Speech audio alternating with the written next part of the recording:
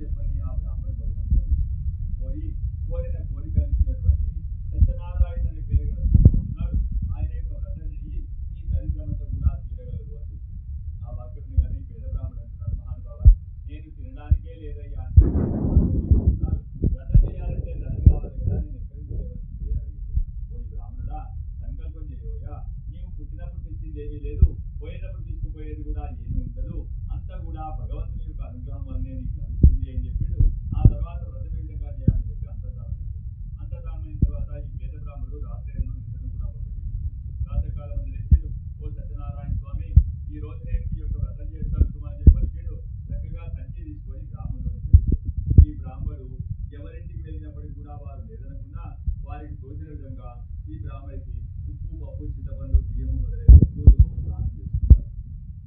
మధ్యాహ్నం కాలం వరకు కృషి చేస్తున్నాడు. ఇంటికి వచ్చాడు, కొంత ద్రవ్యాన్ని ఇంట్లో ఉంచుకున్నాడు, మిగతా తీసుకొని షావుకారు దగ్గరికి పోయాడు.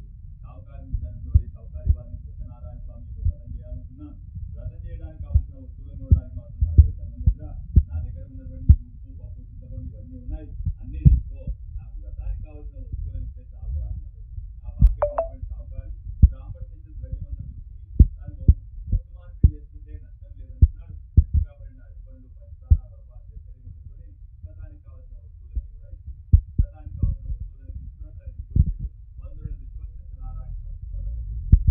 వ్రతం చేస్తున్నటువంటి కొద్ది రోజుల లోపలనే ఆ దేశాన్ని ఏలేటువంటి రాజు ఈ బ్రాహ్మణి యొక్క పాండిత్యం గురించి తెలుసుకొని పిలిచి ఆ స్థానంలో తగిన ఉద్యోగం ఇచ్చింది. ఈ ప్రకారంగా రాజాశ్రయం పొందినవాడై ధనంతో నిండినవాడై ఏలకుల నుంచి జీవితాంతం వైకుంఠం. ఈ ప్రకారం నారదమహాముని కొరకు విష్ణుమూర్తి చేత ఈ వ్రతము చెప్పుకున్నది మీకు చెప్తుని. ఓ శౌనకాది మహాములారా మీకు ఏం చెప్పాలని అడిగారు. ఓ సుధమహాముని, ఈ వ్రతము ఆ బ్రాహ్మణుని ఈ లోకం లోపల ఇంకా ఎవరిచే చేయబడదో ఆ వృత్తాంతం కూడా వినవలని మా కోరిక కలదు కానీ చెప్పవలనది. ఓ ముల్లారా, ఈ వ్రతము ఆ బ్రాహ్మణుని వల్ల విని ఈ లోకం లోపల ఇంకా ఎవరిచే చేయబడని చెప్పారు. ఈ బ్రాహ్మణుడు ఒకసారి తన సంపత్తున్నట్టుగా బంధువులతో కూర్చొని వ్రతం చేసుకుంటున్నాడు. ఈ వ్రతం చేసుకునేటువంటి కాలం లోపల ఒక కట్టెలం కొరవాడు దాహం గలవారై ఆ బ్రాహ్మణి ఇంటి ముందు నుంచి పోతున్నారు. లోపల ఏదో వ్రతం అవుతుందని చెప్పేసి కట్టెల మోపం బయట ఉంచి లోపలికి వచ్చింది. లోపల బంధుజనాలు చాలా ఉన్నారు. వ్రతం అవుతుంది, అక్కడే కూర్చున్నాడు. వ్రతం మొత్తం విన్నాడు, తీర్థప్రసాదాలు తీసుకున్నాడు. బ్రాహ్మణుడికి, మహానుభావ ఎందుకు చేస్తున్నావయ్యా అంటే, ఈ సత్యనారాయణ స్వామి యొక్క వ్రతము ఇవన్నీ కోరికలు వ్రతం చేయకముందు నేను ఇట్లా ఉంటే వ్రతం చేసుకున్న తర్వాత నాకు ఇవన్నీ కూడా జరిగినాయని చెప్పాడు. ఆ వాక్యమనగానే ఈ కట్లం వారు బయటకు వచ్చి తీర్థప్రసాదాలు తీసుకొని బయటకు వస్తే బ్రాహ్మణుడు సేపు కూర్చున్నావు కదా, ఇంకొంచెంసేపు భోజనం కూడా తీసుకోమన్నాడు. ఈ ప్రకారంగానే భోజనం చేసుకున్నాడు. బయటకు వచ్చి కట్ల మోపు నెత్తిపై పెట్టుకున్నాడు. ఓ సత్యనారాయణ స్వామి, ఈ బ్రాహ్మణి చెప్పినంత కూడా నిజమైతే నా నెత్తి మీద కట్టెల మోపు ఉంది, దీన్ని నమ్మితే నాకు ఎన్ని పైసలు వస్తాయో దాంతో నేను ఈ వ్రతం చేస్తా అని చెప్పాను. ఈ కట్టెలమ్మ వాడు ఆ వాక్యం పలికిన తర్వాత చక్కగా బయటకు వచ్చిండు. కట్టెల మోపు నెత్తిపై పెట్టుకొని గ్రామంలోకి కూర్చున్నాడు. రోజు వేసే దగ్గర వేస్తే 6 పైసలే వస్తాయి, ఊర్లోకి పోతే నాకు ఇంకేమైనా ఎక్కువ దొరుకుతుందేమో అని ఆలోచన చేసిండు. చక్కగా షావుకారులు ఉండే వీధిలోకి వెళ్ళింది. ఒక షావుకారి ఈ కట్టెలమ్మ వాడిని పిలిచిండు. అందు మోపుని కిందికి దించగానే దానికి ఉన్న తాళ్ళని తిప్పి అందులోంచి వాసన వస్తున్నటువంటి చెక్కలన్నీ కూడా పక్కకు పెడుతున్నారు. ఇంతలో ఇంకో షావుకారు వచ్చి అంటున్నాడు, మరి ఇవన్నీ కూడా మంచి గంధ చెక్కలరా, నాకు కూడా కావాలి అన్నాడు. ఆ వాక్యం వినగానే షావుకారులందరూ కూడా అక్కడికి వచ్చి ఈ గంధ చెక్కలు మంచివి, నాకు కావాలి అనుకున్నారు. ఇదంతా పద్ధతి కాదనుకున్నారు. ఒక నిర్ణయానికి వచ్చి అందరూ కలిసి అన్ని చిన్న చిన్న భాగాలుగా చేసి వాటిని వేలం వేస్తున్నారు. మామూలుగా 6 పైసలకు అమ్ముడుపోయే కట్టెల మోపు ఆ రోజు సత్యదేవుని యొక్క మహిమ వల్ల 25 రూపాయలు ఆ కట్టెల మోపు వచ్చింది. అందులోంచి మళ్ళీ 5 రూపాయలు తీసుకున్నాడు. సత్యదేవుని యొక్క వ్రతానికి కావాల్సినటువంటి వస్తువులన్నీ తీసుకున్నాడు. చక్కగా పడిన అరటిపండ్లు, పంచదార, రవ్వ, చక్కెర మొదలుకొని వ్రతానికి కావాల్సిన వస్తువులను మరి ఆ రోజు పురోహితుని, ఆ తర్వాత ఆ రోజు బంధువులు తీసుకుంటే భోజనానికి కావాల్సినటువంటి బియ్యము, ఉప్పు, పప్పు, చింతపండు అన్ని తీసుకొని తన ఇంటికి వచ్చి సత్యనారాయణ స్వామి యొక్క వ్రతాన్ని భక్తి శ్రద్ధలతో కూడుకొని వ్రతం చేసుకున్నాడు. ఆ తర్వాత ధనంతో ధాన్యంతో నిండినాడు. వెలుగుమంతుల నుంచి జీవితాంతం వైకుంఠం పొందింది. ఇది శ్రీ స్కాందపురాణే రేవా కాండే సత్యవతి కదా యాం ద్వితీయోధ్యాయ సమా సత్యనారాయణ.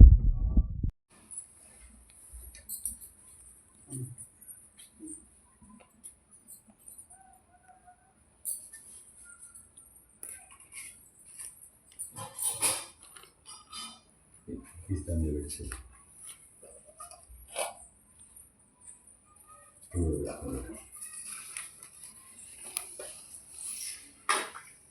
गायत्र्या प्रोक्ष మూతలు తీయాలి.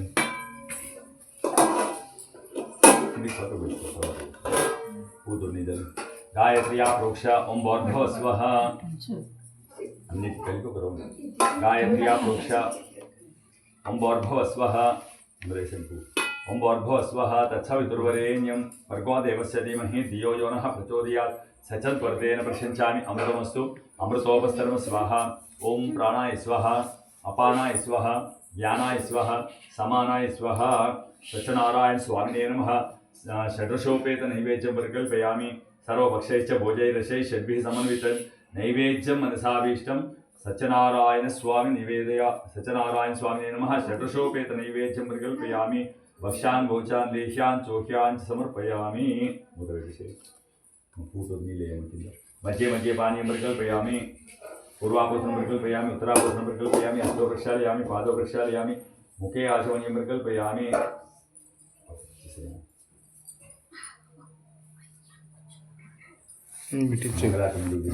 ఇటు ఇటు తీసుకో, ఇటు తీసుకోమని తీసుకుంటే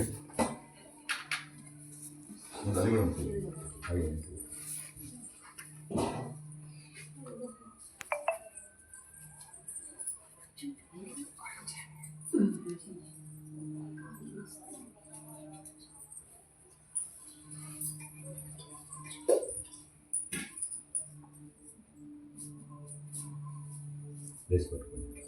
అది కూడా తీసుకొని నిలబడదు.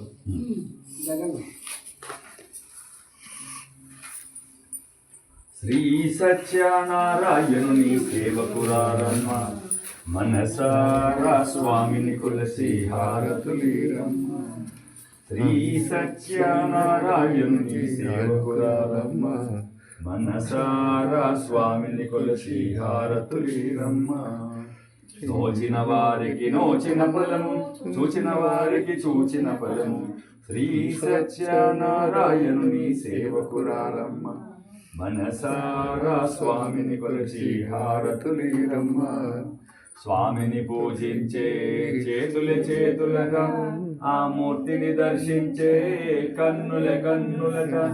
తన కథ వింటే ఎవ్వరికైనను జన్మ ధరించునట. శ్రీ సత్యనారాయణుని సేవకురాలమ్మ మనసారా స్వామిని కొలసి హారతులీరమ్మ. ఏ వేళైనా ఏ శుభమైనా కొలిచే దైవం ఈ దైవం. అన్నవరంలో వెలిసిన దైవం ప్రతి ఇంటికి దైవం.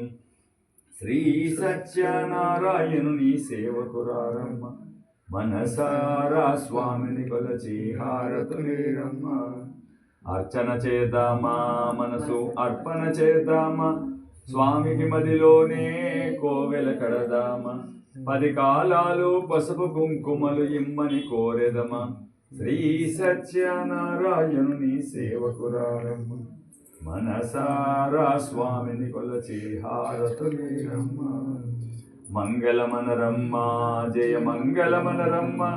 కరములు జోడించి శ్రీ చందనమలరించి మంగళకరమగు సుందరమూర్తికి మంగళమనరమ్మ. శ్రీ సత్యనారాయణుని సేవకురారమ్మ మనసారా స్వామిని కొలచి హారతులీరమ్మ. మనసారా స్వామిని కొలచి హారతులీరమ్మ. ఇప్పుడు వాడతారా? కింద పెట్టండి. చుట్టూ నీళ్ళు सम्राजञ्च विराजञ्च अभिश्रीर्याचनो गृहे लक्ष्मी राष्ट्रसमुखेतया मासकं सुजामसि मानो युगुंसि जातवेदो गामश्वं पुरुषं जगदभिभ्रादग्नागहि कर्पूरगौरं कर्णावतारं संसारसारं भुजगेन्द्रः संसारसारं भुजगेन्द्रहारं सदा वसन्तं हृदयारविन्दं भवं भवानी सै प्राणाय स्वाहा अपानाय स्वाहा व्यानाय स्वाहा समानाय सत्यनारायण स्वामिने नमः। कर्पूरमङ्गलनीराञ्जन दीपं सम्राजञ्च विराजञ्च श्रीर्याचनो गृहे लक्ष्मी राष्ट्रसमुखेतया मासकं सुजामसि मानो युगुंसि जातवेदो कामश्वं वृषं जगदभिभ्रादग्नागहि श्रियामा परिपादया सत्यनारायण स्वामिने नमः। कर्पूरमङ्गलनीराञ्जन दीपं दर्शयामि नीराजनानन्तरं शुद्धाचमनीयं कल्पयामि। सत्यनारायण स्वामिने नमः। అదా చతుర్థోధ్యాయ ప్రారంభ. అటు పిమ్మట సాధు మంగళాచార పూర్వకంగా యాత్ర చేస్తూ ఆ సమయం లోపల అక్కడ ఉండేటువంటి పేదవారికి బీదలకు దాన ధర్మాలు చేసుకొని తమ రాజ్యానికి బయలుదేరుతున్నారు. కొన్ని దినముల తర్వాత పడవలో ప్రయాణం నడుస్తుంది. ఒక రోజు మామ అల్లుని చూసి, అల్లుడా, మరి మన పడవలో ప్రయాణం ఇంకా 15 రోజులు ఉంటుంది సుమా, మరి పడవలో ఉన్నటువంటి నీరు ఆహార పదార్థాలు సరిపోతాయా చూసుకోమని చెప్పిండు. ఆ వాక్యం వినగానే అల్లుడు పడవ లోపలికి పోయిండు. పైకి వచ్చి, మామ నీళ్లు కావాలి, ఉప్పు కావాలి, తర్వాత బియ్యం కూడా కావాలి అని చెప్పిండు. ఆ వాక్యం వినగానే సరే ముందు రేవొస్తుంది అక్కడ ఆగుదాము అని చెప్పిండ్రు. మామ అల్లుళ్ళు ఇద్దరు కలిసి పడవను ముందుకు తీసుకొచ్చి అక్కడ రేవులో ఆపిండ్రు. ఆపి మామ అల్లుళ్ళు కిందికి దిగుతున్నారు. ఆ సమయంలో సత్యనారాయణ స్వామి ఒక ముసలి బ్రాహ్మణ రూపం ధరించి ఈ వర్తకులు పడవ దిగుతుంటే అక్కడికి వచ్చిండు. వచ్చి వర్తకులను చూసి అడుగుతుండు, ఒరే వర్తకులారా, మీ పడవలో ఉన్న ధనమేందిరా అని అడిగాడు. అప్పుడు వర్తకులు నవ్వుచూ పరిహాసం చేస్తూ, ఓ సన్యాసి, నీకు ధనం ఎందుకయ్యా, నీకు ధనం మీద ఆశ కలిగిందా అని చెప్పేసి పరిహాసం చేస్తూ, మా పడవ లోపల తమలపాకులు తప్ప ఏం లేవు, అన్నీ కూడా ఆకులు తీగలు ఉన్నాయి, కావాలంటే నువ్వు పైకి రాని కొన్ని తమలపాకులు చెట్లు ఇస్తాం, ఆకులు ఇస్తాం అని చెప్పేసి సన్యాసితో పరాక్షకాలు ఆడాడు. ఆ వాక్యం వినగానే ఆ సన్యాసి, ఓ వర్తకులారా, మీరు పలిగిన మాటనే సత్యమోగకరా అని పలికి సముద్రానికి కొంత దూరం వెళ్ళి ఒక మారేడు చెట్టు కింద కూర్చున్నాడు.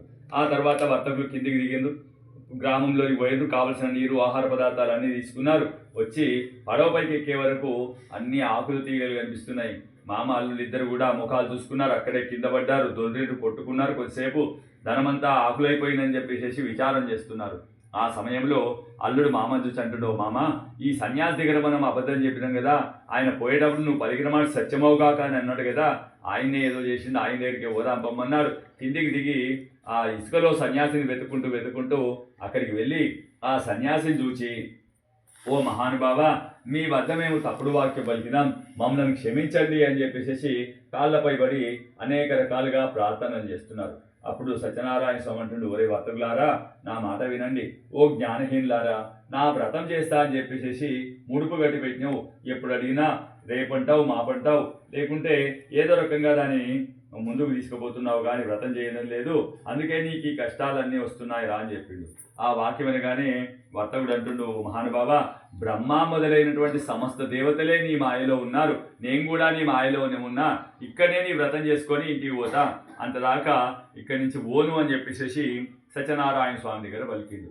ఆ వాక్యం అనగానే స్వామివారు సరే చూద్దామనుకొని కోరిన కోరికల నుంచి అంతర్ధానమైండు. అంతర్ధానమైన తర్వాత వర్తకులు పడవ దగ్గరికి వచ్చిండ్రు, పడవ ఎక్కిండ్రు. పైన తాము ఉంచినటువంటి ధనము అంతా కూడా ఉంటుంది చూసి సత్యదేవుని యొక్క కోరిక ఫలయుక్తమని చెప్పి అల్లుని చూసి చెప్తుండే, అల్లుడా, ఇప్పుడు కిందికి దిగి మళ్ళీ బ్రాహ్మణి సామాగ్రి అంతా వెతకడం కష్టం, చక్కగా ఇంటికి పోగానే ముందు వ్రతం చేసుకుందాము అని చెప్పేసి మళ్ళీ వ్రతాన్ని ముందుకు జరుపుకొని చక్కగా తమ రాజ్యానికి బయలుదేరిండ్రు. కొన్ని దినముల తర్వాత వర్తకుడు తన అల్లుని చూసి, అల్లుడా, మన రత్నసారపురం వచ్చింది చూడయ్యా అని చెప్పిండు, నువ్వు పడవలోనే ఉండు, ధనంతో ఉంది కదా పడవ, నేను కిందికి పోయి ఇంటికి మనిషిని పంపిస్తా, మన భార్య పిల్లలు వచ్చిన తర్వాత కలిసిపోదాము అని చెప్పిండు. సరే అని చెప్పేసి అల్లుడు పడవలోనే ఉన్నాడు. మామ కిందికి దిగి తను ధనరక్షకుని బట్టి పిలిచి ఆ పట్టణం పంపాడు. ఆ భటుడు ఇంటికి వెళ్ళి వర్తకుని భార్యను చూసి నమస్కరించి ఆమె హితమైన వాక్యం పలికిండు, ఓ అమ్మాయి, నీ పెనిమేటి అయిన వర్తకుడు అల్లునితోనూ నౌకర్లతోనూ కూడిన పరివారంతో గ్రామ సమీపంలోకి వచ్చి ఉన్నాను. వ్రతవతి అయిన ఆ వర్తకుని భార్య భటుని వల్ల ఆ వార్త విని వెంటనే సత్యనారాయణ స్వామి యొక్క వ్రతం చేసుకొని బిడ్డకు చెప్తుంది, అమ్మా, నేను మీ నాన్నను చూస్తానికి పోతున్నా, నీవును శీఘ్రంగా సత్యనారాయణ యొక్క వ్రతం చేసి ప్రసాదం తీసుకుందామని చెప్పింది. కానీ ఆ చిన్నది భర్తను చూడవాలనే తొందర లోపల తీర్థప్రసాదాలు వదిలివేసి వెళ్ళింది.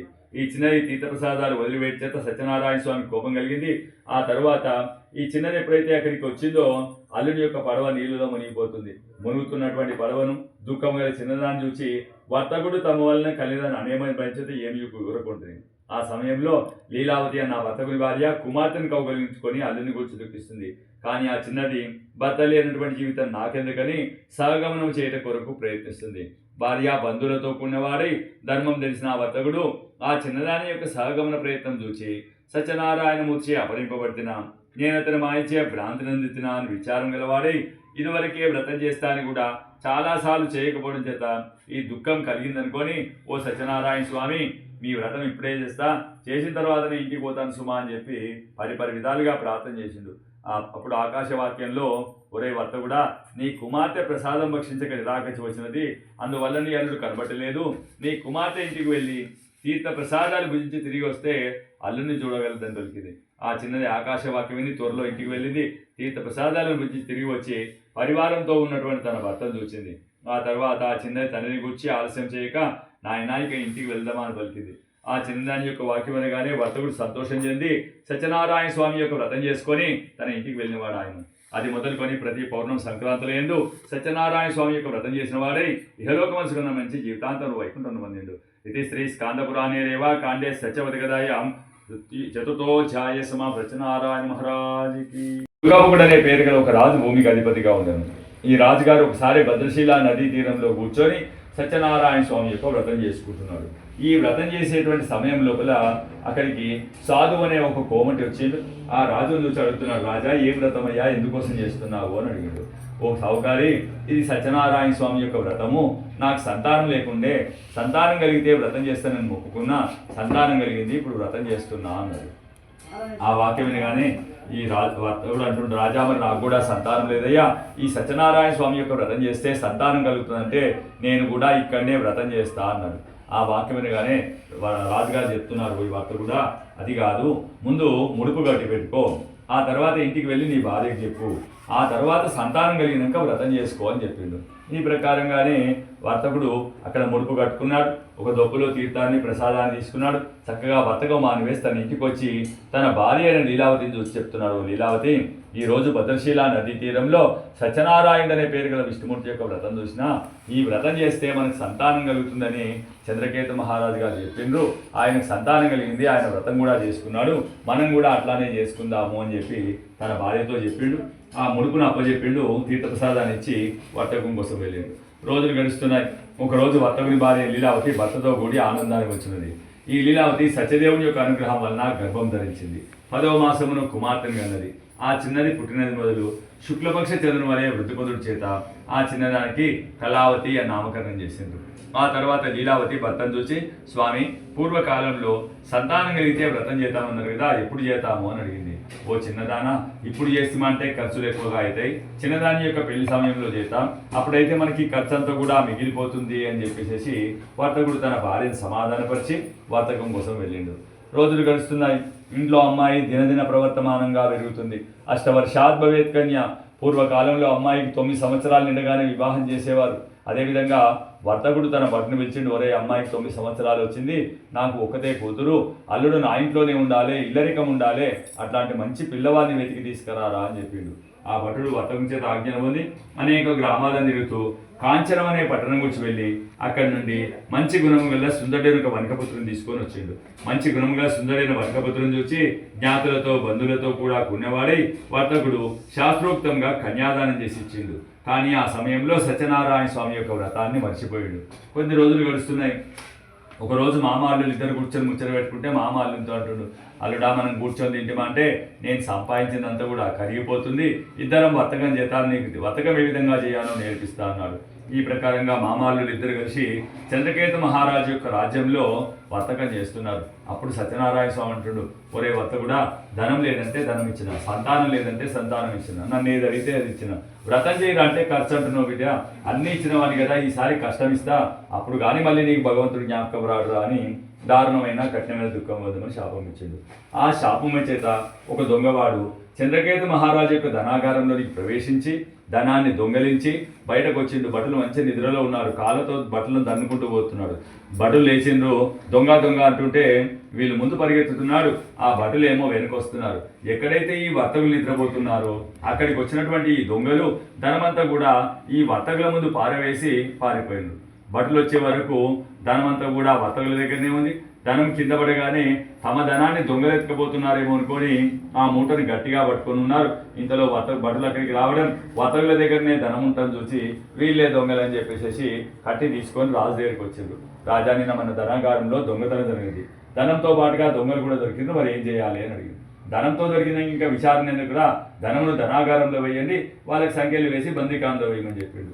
సత్యదేవుని యొక్క మహిమ చేత ఈ వర్తకులు ఏం చెప్పుకున్నా కూడా రాజుగారు వినడం లేదు.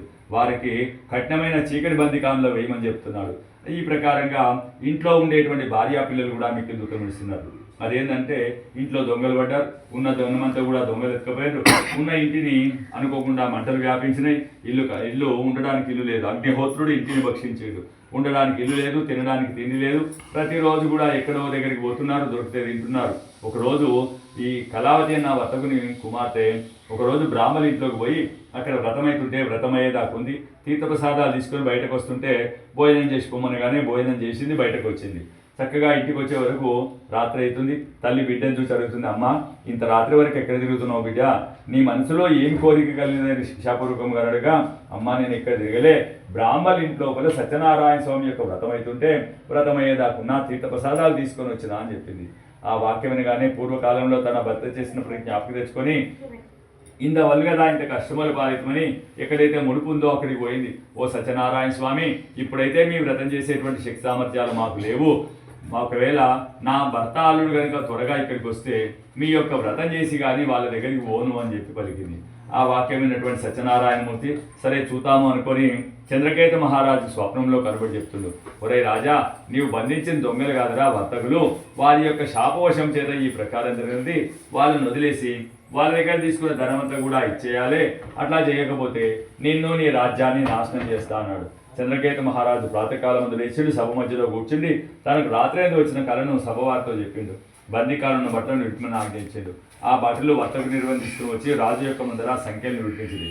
బట్టలు చెప్పిన తర్వాత వర్తకుడు చంద్రకేత మహారాజుకు నమస్కరించి శిక్షించిన పురోవృత్తాంతం జ్ఞాపకం తెచ్చుకొని మళ్ళీ ఇంకా ఏమైనా పెద్ద శిక్ష వేస్తాడో ఏమో మాట్లాడితే అని చెప్పి మాట్లాడుకుంటూ అట్లానే ఉన్నాడు. అప్పుడు రాజుగారు వర్తకులను చూసి, ఒరే ఈ దుఃఖం అంతా కూడా దైవానుగ్రహం వలన జరిగింది, మీ తప్పేం లేదురా అని చెప్పి సంఖ్యలు ఉడదించిండు, క్షౌరకర్మలు చేయించిండు, కొత్త బట్టలు ఇచ్చిండు, పూర్వం తాను తీసుకున్నటువంటి ధనాన్ని రెట్టింపు చేసి తిరిగి ఇచ్చివేసిండు. సత్కారం జరిగిన తర్వాత రాజు వర్తకులను చూసి, ఓ వర్తకులారా, చాలా రోజులైందిరా ఇక మీరు మీ దేశానికి ప్రయాణం కందని పలికారు. ఆ వాక్యమైన వర్తకులు చంద్రకేత మహారాజుకు నమస్కరించి తమ దేశానికి ప్రయాణం చేస్తున్నారు. ఇది శ్రీ స్కాందపురాణే రేవ కాండే సచవతి గదాయాం తృతీయోధ్యాయ సమాప్త సత్యనారాయణ మహారాజుకి మొదలైనటువంటి ఆయుధ అలంకారం విషయం చూసిన వాడై నారద మహాముని స్తోత్రం చేయడం ప్రారంభించను. నోటి మాటలైతే చెప్పనవి కాబట్టి మనస్సు లోపల రూపమును ఊహింప శక్యం కానివ్వండి, అతీతమైన దివ్య రూపం కానివ్వండి, విశేష సాన్నిధ్యం కానివ్వండి, పుట్టడము వృద్ధి పొందడము మొదలైనటువంటి సమస్త జంతువులకు మొదటివాడు మేము సేవించు వారికి స్వరూపుడమైన మహానుభావ మీ కొరకు నమస్కారం చేస్తున్నాను. నారద మహాముని స్తోత్రైన వారే శ్రీ మహావిష్ణువు నీవెందుకోసం ఇక్కడికి వచ్చింది, నీ మనసులో సంకల్పం ఓ పుణ్యాత్మ నిర్భయంగా చెప్పు, నీ ఇష్టం నెరవేర్చదని భగవంతుడు ఆశ్రయంగా ఓ విష్ణుమూర్తి భూలోకమునందరి జనులు అనేక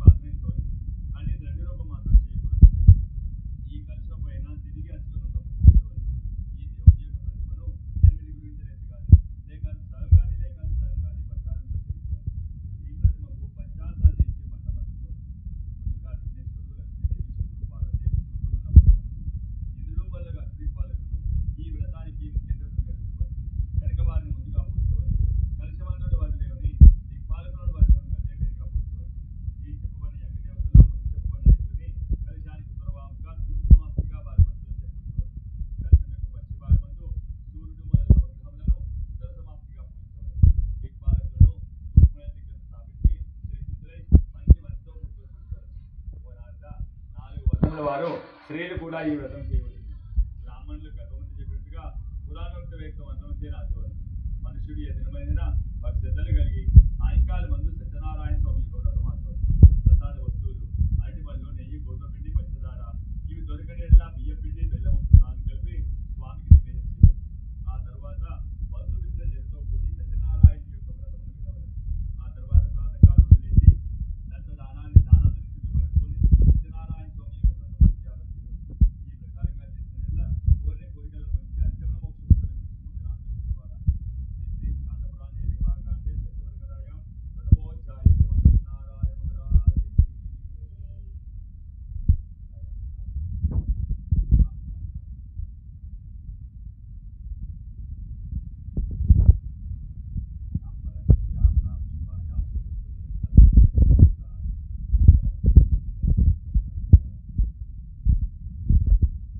అదా పంచమోధ్యాయ ప్రారంభ. ఓ శౌనకాది మహాములారా, మరి యొక్క అని చెప్తున్నాను. పూర్వకాలమందు తుంగధ్వజ అనే ఒక రాజు భూమికి అధిపతిగా ఉండెను. ఈ రాజు ఇంద్రియ నిగ్రహములు కలవాడు, సత్యమును పలుకువాడు, ప్రతిదినమందు బ్రాహ్మణులను సంతోషపరచు ద్రవ్యదాత అనిపించుకుంటున్నాడు. ఈ రాజుగారు ఒకసారి అడవిని గురించి వెళ్ళి అక్కడ అనేక విధములైనటువంటి జంతువులను వేటాడిండు. బాగా అలసిపోయి దగ్గరలో ఉండే ఒక మర్రి చెట్టు కనిపిస్తే ఆ మర్రి చెట్టు కింద డేరా వేయించుకొని అందులో విశ్రాంతి తీసుకుంటున్నాడు. అక్కడికి దగ్గరలో ఉండేటువంటి గ్రామాలకు చెందినటువంటి గోదెలుగాచిన పిల్లలందరూ కూడా సత్యనారాయణ స్వామి యొక్క వ్రతం చేద్దామనుకొని అదే మర్రి చెట్టుకు మరి యొక్క వైపున శుభ్రంగా అలికిండ్రు ముగ్గులు పెట్టుకుంటున్నారు. ఇంతలో రాజుగారు వచ్చిందనే విషయం తెలియగానే పిల్లలందరూ కూడా అక్కడికి వచ్చి, రాజా మేము సత్యనారాయణ స్వామి యొక్క వ్రతం చేసుకుంటున్నాం, మేము పిలవకుండా ఇక్కడికి వచ్చిండ్రు కదా, వ్రతం దగ్గరికి రండి అని చెప్పి పిలిచి వెళ్ళిపోయారు. గొల్ల పిల్లలు కానీ నేను వెళ్ళడం ఏమిటి, ఈ గొల్ల పిల్లలు ఏంది నన్ను పిలిచిండ్రు అని చెప్పేసి ఆలోచన చేస్తూ రాజుగారు అక్కడికి వెళ్ళలేదు. ఆ తర్వాత గోదరగాచిపేంద్రుడు కూడా సత్యనారాయణ స్వామి యొక్క వ్రతాన్ని భక్తి శ్రద్ధలతో కూడుకొని వ్రతం చేసుకున్నారు. తీర్థప్రసాదం తీసుకునే సమయానికి రాజుగారు జ్ఞాపకం వచ్చిండ్రు. ఈ పిల్లలందరూ కూడా ఒక దొప్పలో తీర్థాన్ని తీసుకున్నారు, మరొక దొప్పలో ప్రసాదాన్ని తీసుకొచ్చి రాజు దగ్గర ఉంచి, రాజా ఇది సత్యదేవుని యొక్క ప్రసాదం సుమా తీసుకోవాల్సింది అని చెప్పేసి అక్కడ పెట్టేసి తిరిగి వచ్చి తీర్థప్రసాదాలు భుజించిండ్రు, భోజనాలు చేసుకున్నారు, తమ ఇంట్లోకి బయలుదేరారు. రాజుగారు కూడా తన రాజ్యానికి బయలుదేరాడు. కానీ ఈ తీర్థప్రసాదాన్ని గొల్ల పిల్లలు ఇచ్చినారు అనేటువంటి ఒక నిజభావం చేత దాన్ని తీసుకోలేదు. ఆ సమయం లోపల గొల్ల పిల్లలు ఇచ్చినారు అనేటువంటి నీచభావం చేత ఈ తీర్థప్రసాదాన్ని తీసుకోలేదు. ఆ తర్వాత రాజుగారు రాజ్యానికి బయలుదేరాడు.